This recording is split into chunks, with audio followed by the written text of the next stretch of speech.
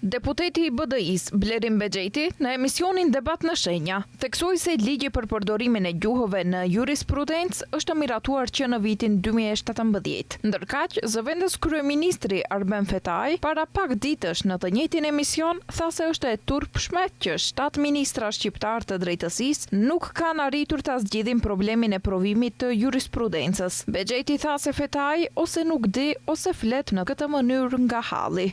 Nëse i marrim të dhënat, ligji për përdorimin e gjuhëve në formën ku lejon përdorimin edhe në jurisprudencë është në vitin 2017.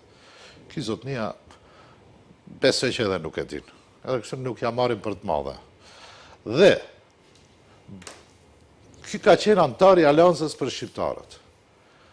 Në qeverinë, ku dominante ka qenë Bashkimi Demokratik për Integrim, që ja përkujtoj krejt opinionit se është mashtrues, ordiner, se nuk besoj që nuk ka informacion.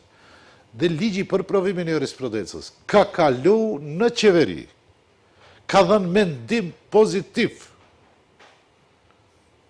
Komisioni ligjdhënës i qeverisë dhe ka ardhur në parlament.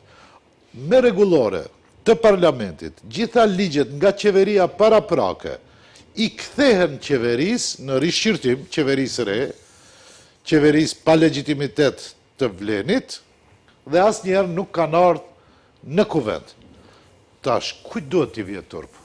Bexheti theksoi se ligji ka qenë në parlament, ndërsa tani kryeministri tallet. Një ditë thot po, ndërsa ditën tjetër thot se do të bëjnë ligj dhe do ta çojnë në Venecia. Bexheti tha se nuk do ta mbështesin ligjin për përfaqësimin e drejtë dhe adekuat, pasi sipas tij për BDI-n ka rëndësi edhe etnia edhe profesionalizmi dhe jo vetëm njëri koncept siç thot Vlen. BDI do të dorëzojë amendamente ndaj ligjit. Ai tha se Vlen duhet të bind partnerët e tyre që të votojnë rezolutën për ish-krerët e Kosovës dhe jo të bëjë lojra. Bexheti vlerëson se Bashkimi Demokratik për Integrim është në rritje e sipër, ndërsa kundërshtari politik, grupimi Vlen, po regjistron rënje të mbështetjes.